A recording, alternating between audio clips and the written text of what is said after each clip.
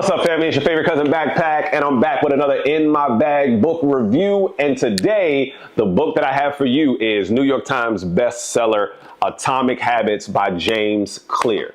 What if the reason that you're not achieving your goals isn't because you lack motivation, but it's because your habits are working against you? Every day you're either winning or you're losing because of small invisible choices that you make every single day. Hitting the snooze button instead of rising early, scrolling instead of studying, talking about change instead of becoming the change. Atomic Habits shows you how to turn tiny actions into unstoppable momentum. It gives you a system, not just motivation. You'll learn how to make progress with automatic systems instead of relying on willpower. It proves that small changes compound. You'll see how 1% improvements can turn into daily transformation for your life. It helps you to build identity-based habits. You stop chasing goals and start becoming the kind of person who naturally succeeds.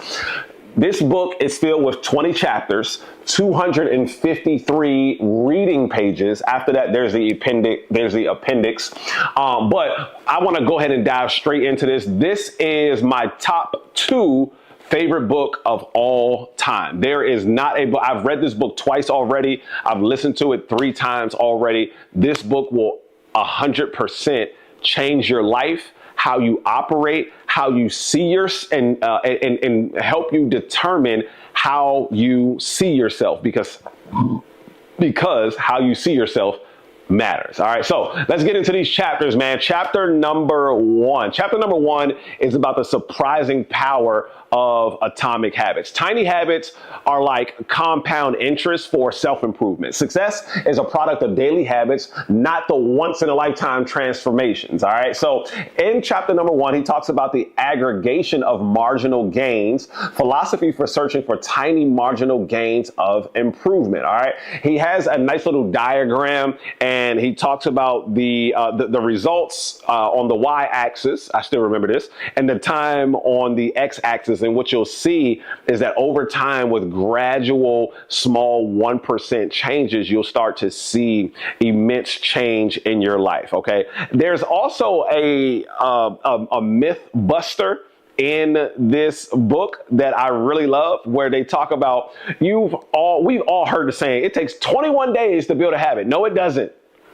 We've been lied to. We've been duped, bamboozled, swindled for many, many years. It takes far more than 21 days to build a successful habit. In fact, I think studies have shown that in order to build a successful habit, it's not about, it is about the days, but it's also about the amount of time you actually spend practicing in that habit. All right. So chapter number 1 is simply going to give you a brief overview of how 1% changes can actually cause your life to be 100% better. That's not what he said in the book, but that's something that I came up with. And chapter number 2 is how your habits shape your identity. Now, in this, he gave a very powerful analogy. He said, imagine 2 people are trying to quit smoking. One guy is offered a cigarette. He says, no thanks, I'm trying to quit. Another guy is offered a cigarette and he says, no thanks, I'm not a smoker. Which one of those people are more likely to quit smoking? It's the second person, the guy who says, I'm not a smoker, because he changed his identity. The first guy, he said he still identifies as a smoker, but he identifies it as something that he's trying to quit, or I'm attempting to stop, right? And I have a 14-year-old and I have a 2-year-old, and you'd be surprised who cleans more.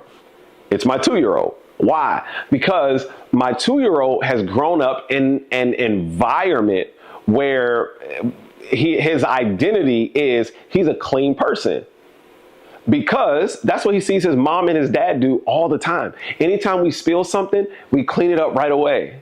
When I cut my son's hair about 2 weeks ago, and the moment we were done I was done cutting his hair, he immediately saw all of the hair on the floor and went to go get a vacuum and starts vacuuming up his hair at 2 years old.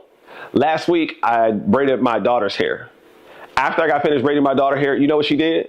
She went straight downstairs and started watching TV. And I had to tell her, hey, I need you to come over here and clean up this hair. What's going on, man? Put this stuff up. See, there's a difference. My daughter didn't come from an environment where my daughter's identity wasn't, this is who you are and this is how we act and how we behave.